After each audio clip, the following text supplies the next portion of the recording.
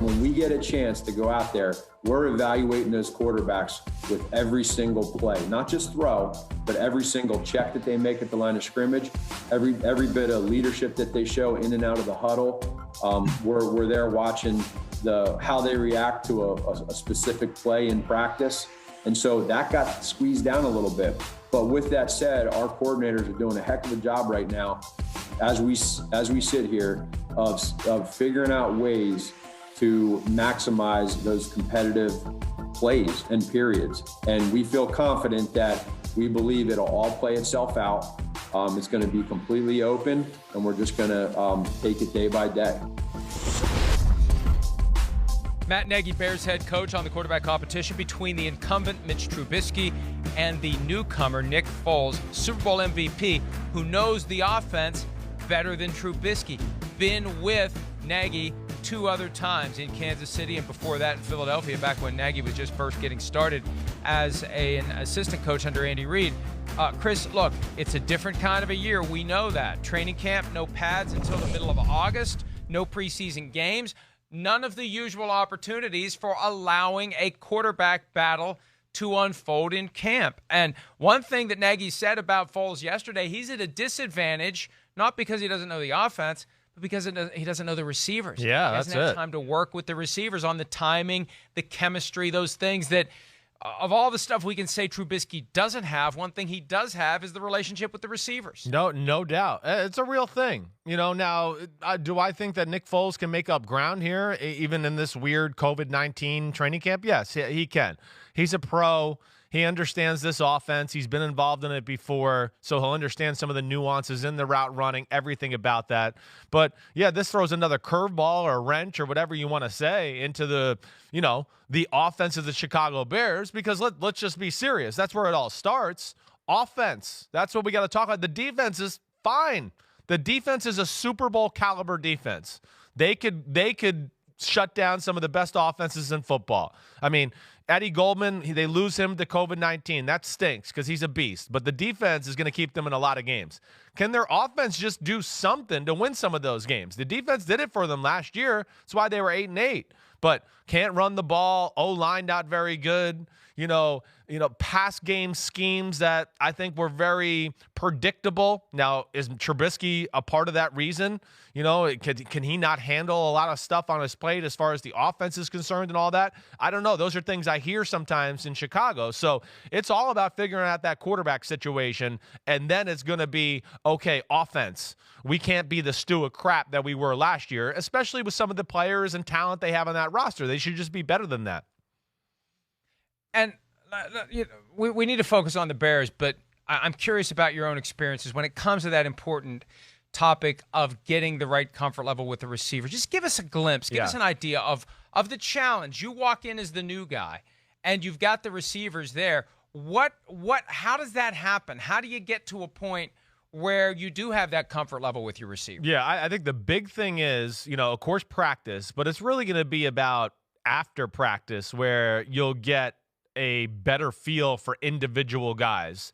Especially, you get it as a quarterback, during practice, everybody runs, let's just say, a curl route, right? The guy runs 12 yards, he curls back, and he comes back to 10. Not everybody runs that route the same way. Some guys can get to that 12-yard point and put their foot in the ground and make like a sharp angle and come right back. Next guy's got to take a few extra steps and rounds it out. Some guys just explode off the line of scrimmage. Other guys are patient guys who kind of use some build-up speed. So those are the little things. And then you start to read body language. You start to get a feel for body language. Like when I was in my prime with Joey Galloway, I didn't even need to know how many yards he was running before he was going to make his break. I could see it with his little head lean and some of the nuances he did that only I knew because I worked with him every day to go, oh, Joey's about to break down and come out of this break. And I could throw the ball maybe before I wanted to if the pressure was on me because I'd go, oh, I've seen that body language before. I know he's going to do it. So that's where you want to get to. That's Brady and Edelman, Brady and Gronk, that kind of guy, Devontae Adams and Rodgers.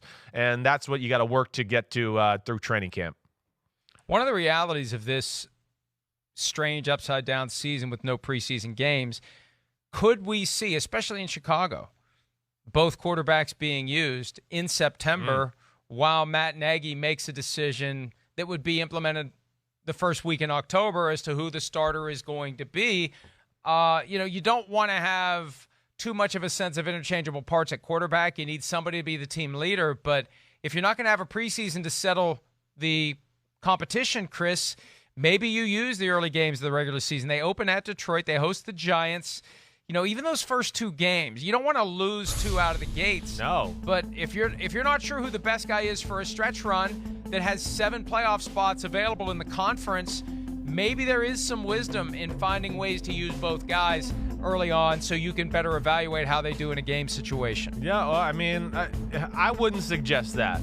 I think that will cause issues. Now, maybe that's where they'll have to be, where they feel like it's so even, but I just would think, listen. What issues will it cause? Well, one guy likes a certain style of offense and these group of plays, and then here's another guy that doesn't like those plays and wants a totally different group, a set of plays and everything like that. It's hard to tie an offensive game plan together when it's, that way, right? That's where it would be my issue. Okay, wait, now I got to go to the Trubisky package of plays. He doesn't like play action and, this run and blah, blah, blah. Wait, Nick Foles does like that. And all of a sudden, it hurts your ability for trickeration on the defense is what I'm saying.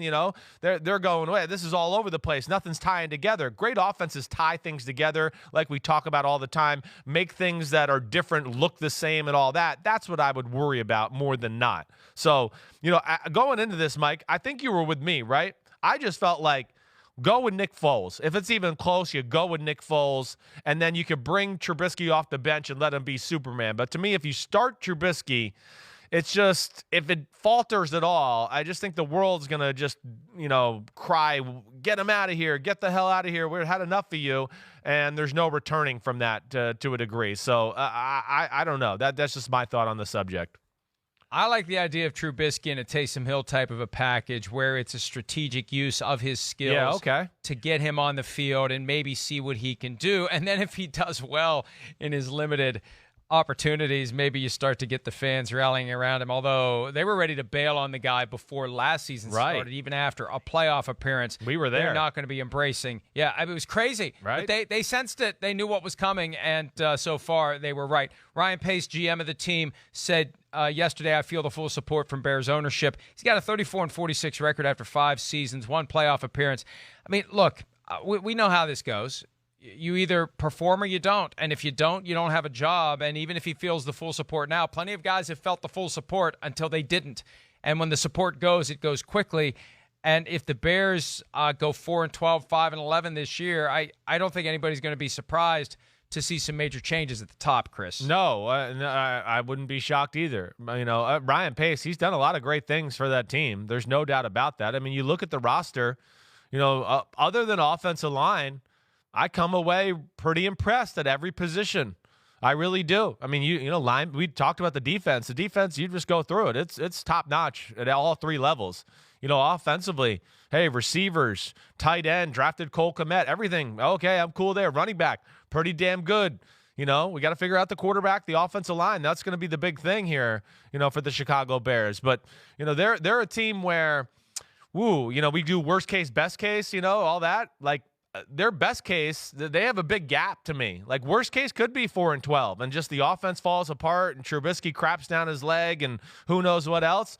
But I don't know. Best case, I wouldn't be shocked if they were sitting here 11-5 and won a bunch of games 20-14 and played through their defense, and they won them games to where all of a sudden they're a wild card team or maybe winning the NFC North. I could see it going both ways for the Bears this year. We didn't expect them to win the division the year that they did. And with the Vikings in a strange kind of state of transition, the Packers with the awkwardness of Jordan Love being the first-round draft pick and no receivers to replenish, and Devin Funchess, who was signed in free agency, opting out for the year, and the Lions being the Lions, who they make you think that things are changing and then it's time to play the games, and they don't. The opening is there for the Bears to win the division. I agree with you, and the opening is there for the Bears to have it all fall apart again. And I think Nick Foles is going to be the key to whether or not it goes in one direction or the other. If he can stay healthy and play fairly well, that defense, like you said, is good enough to help the Bears have a great season. All right, let's take a break. After Kyle Shanahan got his contract extension with the 49ers, the team locked up another piece that has helped build the foundation for one of the best teams in the NFL. We'll talk about the John Lynch extension when PFT Live continues right after this.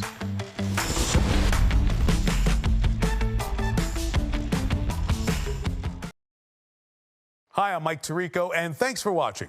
Make sure to hit subscribe for the latest news and highlights from NBC Sports.